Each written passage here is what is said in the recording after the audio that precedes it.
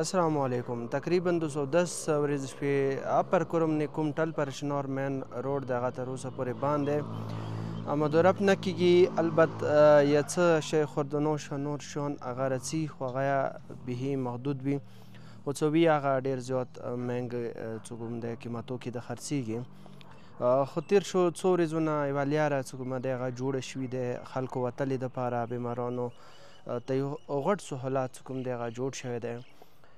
امبولانس خبره کوو څه تېر شو درو څلورو ورځو نه حکومت طرفه یا سرکار طرفه تاسې کوم امبولانس دی هغه محدود تعداد کې به ټله څه ورته دې ځای نه به پېښور طرف ته ځي او پېښور نه به پرشنار طرف ته ځي. خو بدقسمتۍ سره که موږ سوچ وکړو دا یوه ګولډن اپرچونټي دی مو مریضانو دپاره څه هغه مریضان څه هغه دلته ډېر زیات سیریس کنډیشن کې دي هغه دغه ځای نه وځي او هغه ریفر غوښتل غواړي پرشنار ته یا نورو کوم شهرونه دي اسلام آباد ته یا لاهور ته.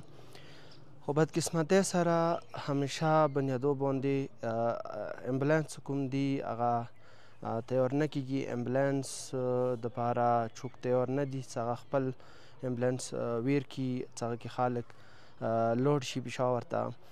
پرشنار کې تقریبا 16 نه پورته امبولانس کوم دي هغه دلته موجود دي چې هغه به تاسې محرم کې کس یا هر یو دستې سره هر یو ځای کې ویلاړ وي چې هغه کې ریسکیو هغه کې حیدري بلډ بینک چنار بلډ بینک جي ډي سي ورسره ایدي والا خو خیر اوس یاد سي هغوی څه انکار نه دی کړی ورسره کاشف ویلفیر المدد مختلف تنظیمونه دي هغوی امبولانس کوم دي هغه محرمو کې چلیږي. خو اوس کوم بعد وخت دی دې وخت کې ګویا څه کوم دی هغه نه دی تیار چې دغه ځای نه امبولانس لوډ شي هغه طرفه راشي. دا یې مو یوه غټه بدقسمتۍ دی.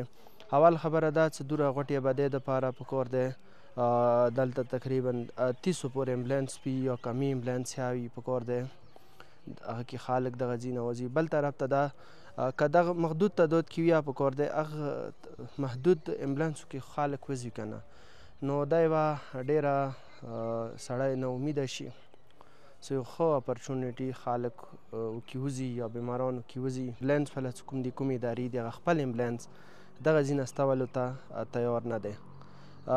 پکار ده کوم دوی نه پوښتنه وکړي چې تاسې څه مسلې دي که څه مسله وي پکار ده هغه د حل شي. او دویمه دا پکار ده مخکې د مو هیلث باندې ډېر زیات کار وکړو. امبولانس د پکار ده زیات شي کوم میډیکل ټولز دي یا کوم سامان دی پکار دی هغه د پرووایډ شي واخیستلی شي ویلې چې دا یې مو مستقبل کې پکاره سي او دغه خلکو دپاره بیا نه ښه پیدا وي. نو ادارو والا ته ریکویسټ دی چې کوم امبولانس دي هغه تاسې ما ورسره وئ کوشش وکړئ چې د کوم سیریس کنډیشن مریضان دي هغه دغه ځای نه ریفر شي ورکړي. مهرباني.